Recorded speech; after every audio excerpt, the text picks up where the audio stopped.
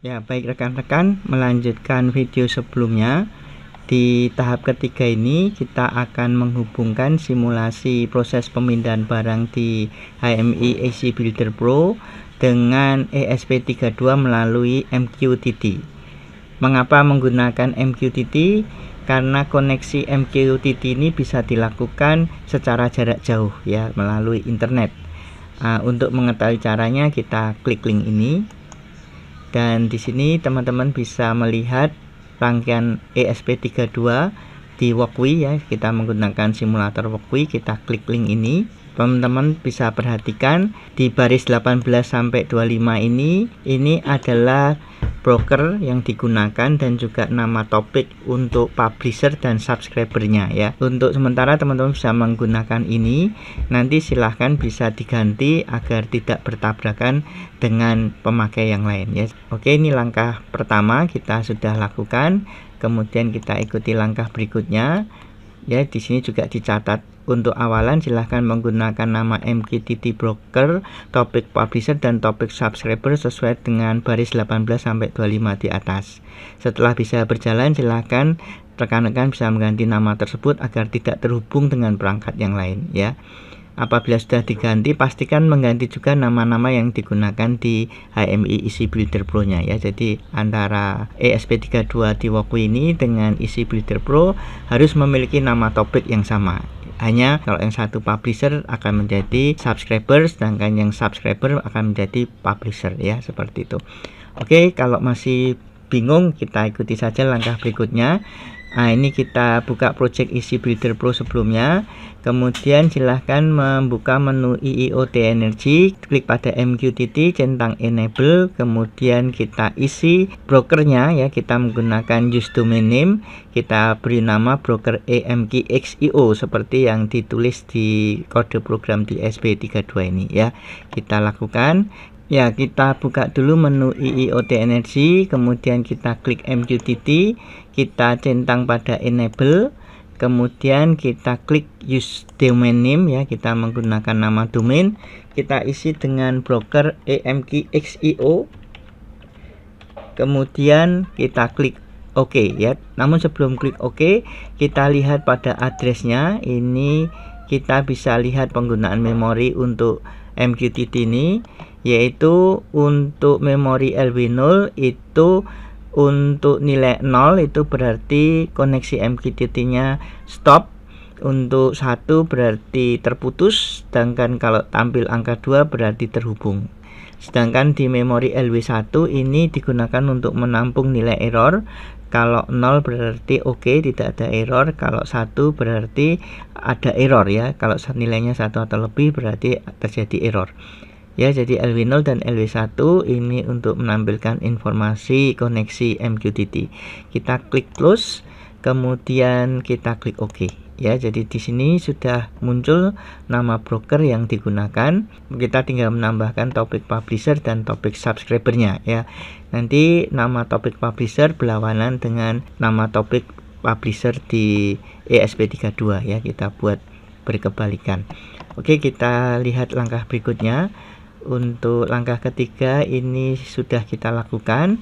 Langkah yang keempat juga ini sudah kita lakukan. Kita menggunakan LW0 dan LW1 untuk informasi status MQTT dan status error ya. Ini sudah dijelaskan. Kemudian di langkah kelima kita buat topik publisher ya. Di sini untuk topik publisher, topiknya adalah name 01 data ya. Kita gunakan ini, kita buat. Dan ya, di sini kita klik pada topik publisher tabnya, kemudian kita klik new, kemudian di sini kita ganti topiknya, kita tulis name 01 data ya, seperti ini. Kemudian untuk value trigger base ini kita centang. Untuk JSON simple include timestamp kita uncheck ya, supaya tidak terlalu panjang data yang dikirimkan. Begitu pula untuk top level key D ini kita uncheck ya, kita hilangkan centangnya ya. Kemudian sebelum klik OK, kita menempatkan alamat dulu ya. Untuk topik ini kita memiliki 2 alamat. yaitu alamat yang pertama untuk indikator lampu HMI, ya, itu akan kita kirimkan ke ESP32, sehingga di sini kita beri nama labelnya adalah A, kemudian menggunakan alamat LB0, ya. Jadi indikator lampu itu dialokasikan di alamat LB0. Kemudian kita beri centang untuk remove JSON, ya, supaya datanya menjadi lebih sederhana, ya. Kita klik OK untuk alamat lampu indikator. Kemudian selain lampu indikator yang dikirimkan adalah data jumlah botol, ya. Ini kita beri label B, kemudian datanya tipe watt, ya, tipe watt, kemudian LW-nya adalah LW8. Jadi LW8 ini adalah kondisi jumlah botol di dalam kardus, ya. Itu disimpan di LW8, kita kirimkan ke ESP32, ya. Kemudian kita beri centang remove JSON, kemudian kita klik OK. Ya, jadi untuk topik NIM01 data itu memiliki dua tag, ya, dua memori yang dikirimkan datanya ke ESP32, ya. Kita klik OK. Ini untuk publisher. Untuk topik subscriber kita buat sebanyak 6 data, ya. Langkah-langkahnya sudah ditulis di sini, jadi teman-teman bisa mengikuti langkah-langkahnya. Ya, ini sampai langkah ke-9. Jadi di langkah ke-9 ini tagnya adalah B, ya, kemudian alamatnya adalah LW8, ya. Kemudian di langkah ke-10 kita akan menambahkan topik subscriber. Nah, ini ada 6 data yang dikirimkan karena mewakili tombol start, stop, S1, S2, S3, dan S4, ya. Jadi nanti kita lihat hasil terakhirnya. Nanti untuk topik subscriber ini ada 6, ya, topik 1 sampai topik 6, ya, ada 6 topik. Kita coba buat di sini, kita terapkan. Untuk topik subscriber kita klik new, kemudian kita beri topiknya adalah NIM01 LB1, ya. Jadi LB1 ini adalah tombol start. Kita uncheck verify timestamp dan use stop level G nya kita hilangkan. Kemudian kita klik pada address, kita klik tombol new, kemudian kita beri label namanya adalah A, LB nya adalah 1, ya. Centang pada remove JSON array bracketnya, ya. Kita klik OK, kita klik OK, ya. Ini untuk topik yang pertama, mengirimkan data tombol start. Kemudian kita klik new lagi, kita buat topik kedua adalah NIM01 LB2, ya. Kemudian kita klik pada address, ini kita ganti labelnya adalah B dan LB nya adalah 2, ya. Kita klik OK. Berikutnya kita buat topik ketiga, ini topiknya adalah NIM01 LB3, ya. Kemudian kita klik pada addressnya, kita ganti LB nya 3, kemudian kita klik OK, ya, seperti itu. Ini C, ya, berarti labelnya C, ya, C, namanya C. Oke, seperti ini, kita klik OK. Kemudian berikutnya kita klik new, kemudian topiknya adalah NIM01 LB4, ya. Kemudian addressnya kita ganti menjadi D, ya. Kemudian LB nya adalah 4, ya. Kita klik OK. Berikutnya untuk topik kelima, ya, ini kita buat NIM01 LB5, ya, LB5. Untuk addressnya ini adalah E, nama labelnya E, kemudian LB nya adalah 5, ya. Kita klik OK. Kemudian untuk topik ke-6, ya, kita buat NIM01 LB6, ya. Kemudian addressnya adalah F, ya. Kita beri label F dengan addressnya adalah LB6, ya. Kita klik OK, kita klik OK, ya. Jadi sudah kita buat topik subscriber 6 buah topik, sedangkan topik publisher hanya 1 topik, ya. Ini berkebalikan dengan ESP32. Teman-teman bisa lihat di sini, ya, di ESP32. Jadi publisher di sini menjadi subscriber di HMI EC Builder Pro, sedangkan subscriber di ESP32 menjadi publisher di EC Builder Pro, ya, seperti itu. Nah, ini kita jalankan, kita run. Ya, baik, berikut ini kita demokan hasilnya. Kita jalankan dulu walkthrough-nya, ya. Kita start simulation. Kita tunggu sampai muncul tulisan attempting MQTT connection connected, ya. Nah, ini masih connect ke WiFi. Walkthrough case, kemudian kita tunggu. Nah, ini sudah connected. kemudian kita jalankan simulasi isi builder pro nya, kita tunggu sampai muncul gambar ini, kemudian kita jalankan juga PLC Schneider-nya, kita launch simulatornya, kemudian ya kita pastikan menekan tombol start controller ya, jangan lupa untuk start controller kita tekan, oke, klik oke, maka start controller jalan ya, controller jalan. Kemudian kita lihat di sini kita buat berdampingan. Teman-teman perhatikan LW0 nya bernilai 2, ini artinya MQTT nya terhubung. Kemudian perhatikan juga LW1 nya 0, berarti ini tanpa error ya. Kita buat berdampingan, ini ESP32 nya MQTT connected.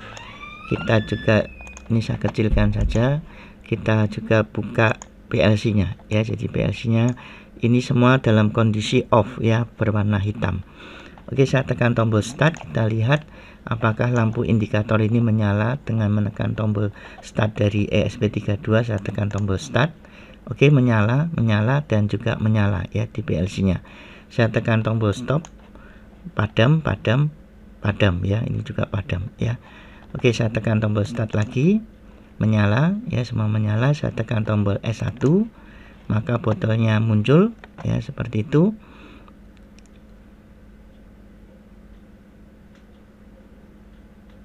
Nah, ini S2 nya sudah di enable, kita tekan S2, maka diambil botolnya.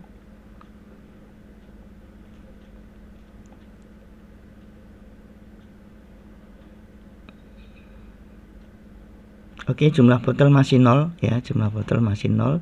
Di sini juga menampilkan angka 0 di LW8 ya, dan di sini juga 0 ya di PLC. Saya tekan tombol S3, maka menjadi 1 jumlah botol. Ini juga 1, di ESP32 juga 1 botol ya, seperti itu. Kita tekan lagi tombol S1, ini sudah enable ya. Kita S1 tekan, maka akan ada botol datang ya.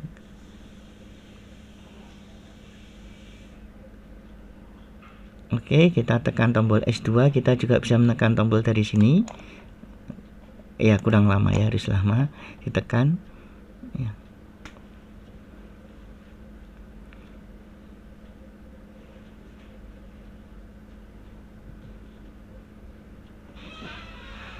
Ya, ini S3-nya harusnya diaktifkan. Kita menekan tombol S3 dengan menekan tombol angka 4 ini. Ya, ini sudah melepaskan. Di sini terlihat jumlah botol sudah menjadi 2, dan juga di SP32 juga jumlah botol menjadi 2 ya.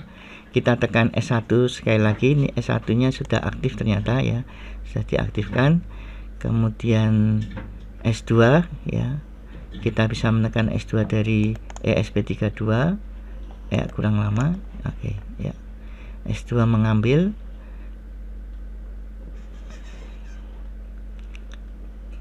Ya, kemudian nanti S3 akan diaktifkan. Kita bisa menekan tombol S3 dari PLC ya. Nah, ini S3 bisa aktif, kita tekan tombol angka 4. Oke, jumlah botol sekarang menjadi 3. Ini juga jumlah botol menjadi 3. Nah, kita akan menekan tombol S4 dari walkway ya, dari SP32. Kita tekan tombol S4.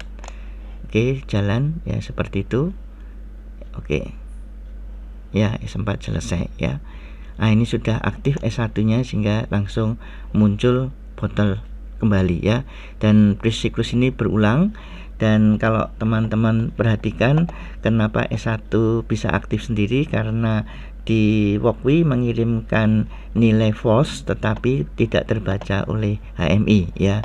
Maka sarannya untuk penambahan kode kita bisa tambahkan delay supaya pengiriman datanya tidak terlalu cepat, atau penambahan milis ya, supaya bisa diatur waktu pengiriman datanya.